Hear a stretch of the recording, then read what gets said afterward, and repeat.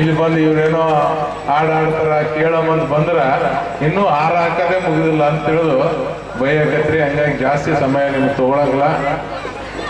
ಯಾಕಂದ್ರೆ ಇವತ್ತು ನೆಲ ಜಲ ಭಾಷೆ ಬಂದಂತ ಸಂದರ್ಭದಲ್ಲಿ ಹೋರಾಟ ಮಾಡ್ತಾ ನಿಂದ್ರಂತ ಯಾವತ್ತೂ ನಮ್ಮ ಕರ್ನಾಟಕ ರಕ್ಷಣಾ ವೇದಿಕೆಗೆ ನಾನು ಹೃದಯಪೂರ್ವಕ ಕೃತಜ್ಞತೆಯನ್ನು ಸಲ್ಲಿಸ್ತೇನೆ.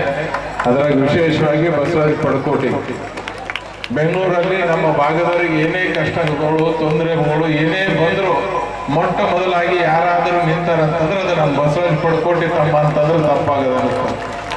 ಏನೇ ಇರಲಿ, ಎಂಥದೇ ಇರಲಿ, ಯಾವುದೇ ಘಟನೆ ಆಗಿರಲಿ, ಯಾವುದೇ ಒಂದು ಆಕ್ಸಿಡೆಂಟ್ ಆಗಿರಲಿ ಅಥವಾ ಯಾವುದೇ ಒಂದು ಅನಾಹುತ ಆಗಿರಲಿ, ಅಲ್ಲಿ ಹೋಗಿ ಫಸ್ಟ್ಗೆ ಬಸವರಾಜ ಪಡಕೋಟಿಯವ್ರು ನಿಂತಿರ್ತಾರೆ. ನಿಂತು ಫೋನ್ ಹಚ್ಚಿ ಏನಾದ್ರ ನಮ್ಮ ಫೋನ್ ಒಂದ್ಸರಿ ಇಲ್ಲ ಎರಡನೇ ಸರಿ ಹಚ್ಚಿದಂದ್ರೆ ಏನೋ ಒಂದು ಸ್ವಲ್ಪ ತೊಂದರೆ ಆಗ್ಯದಂತ ಅರ್ಥ. ಅಣ್ಣ ಇವ್ ಇನ್ಸ್ಪೆಕ್ಟ್ರಿಗೆ ಮಾತಾಡೋಣ ಅಂತ ಡೈರೆಕ್ಟ್ ಕೊಟ್ಟು ಬಿಡ್ತಾರೆ. ನಮ್ದು ಕಾಮನ್ ಡೈಲಾಗ್, ನಮ್ಮ ತಮ್ಮ ಬಸವರಾಜ ಪಡಕೋಟಿ ಬಂದನ್ರಿ ಅದು ಏನ್ ಹೇಳ್ತಾರ ಆ ಕೆಲಸ ಮಾಡಿಕೊಡ್ರಿ ಅಂತ ಹೇಳ್ಬಿಡ್ತೀವಿ. ಯಾಕಂದ್ರ ಅಲ್ಲಿ ಈ ಭಾಗದ ತೊಂದರೆ ಆದಾಗ ಹೋಗಿ ಫಸ್ಟ್ ನಿಂತು ಅವ್ರಿಗೆ ಸೇವೆ ಮಾಡಿ ಅವ್ರೆಲ್ಲರನ್ನ ರಕ್ಷಣೆ ಮಾಡಿ ಅವ್ರಿಗೆ ಇಲ್ಲಿ ಕಳ್ಸಂತ ಕೆಲಸವನ್ನ ಬಹಳ ಅಚ್ಚುಕಟ್ಟಾಗಿ ನಮ್ಮ ಬಸವರಾಜ ಪಡಕೋಟಿ ಅವ್ರು ಮಾಡ್ತಾರೆ.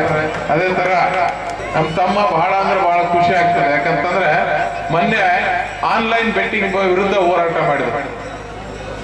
ಮೋಸ್ಟ್ ಜೈಲಿಗೂ ಹೋಗಿ ಬಂದೆ. ಎಷ್ಟು 2 ದಿವಸ ಜೈಲಿನಲ್ಲಿ ಇದ್ದು ಬಂದ. ಯಾಕಂದ್ರೆ ಅವೇನು ಕುಡಿದು ಹೋಗಿಲ್ಲ ಜೈಲಿಗೆ, ಏನ್ ಕೆಟ್ಟದ್ ಮಾಡಿ ಹೋಗಿಲ್ಲ.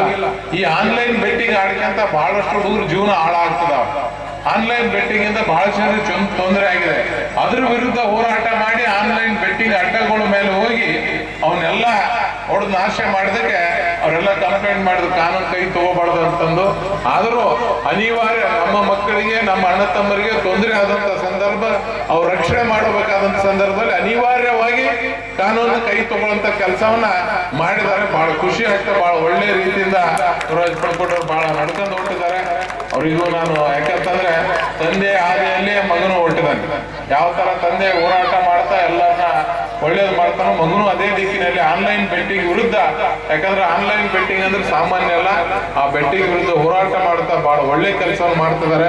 ಹಂಗೆ ನಮ್ಮ ಭಾಗದವರು ತಾವೆಲ್ಲರೂ ಸೇರಿ ನಮ್ಮ ಬೆಂಗಳೂರು ಆದಿಯಾಗಿ ಫ್ಯಾಮಿಲಿ ಆದಾಗ ಎಲ್ಲರೂ ಬಹಳ ಒಳ್ಳೆ ರೀತಿಯಿಂದ ಕೆಲಸ ಮಾಡ್ಕೊಂಡು ಹೊರಟಿದ್ರಿ. ಮುಂದೂ ಇದೇ ತರ ಹೊರಡ್ರಿ ಅಂತ ಹೇಳ್ತಾ ಜಾಸ್ತಿ ಸಮಯ ಅದಕ್ಕೆ ನಿಮ್ಮ ಹೆಚ್ಚಿನ ಸಮಯ ತೊಗೊಳಂಗಿಲ್ಲ. ತಮ್ಮೆಲ್ಲರಿಗೂ ಒಳ್ಳೇದಾಗ್ಲಿ ಅಂತೇಳಿ ನನ್ನ ಮಾತನ್ನು ಮುಗಿಸ್ತೇನೆ.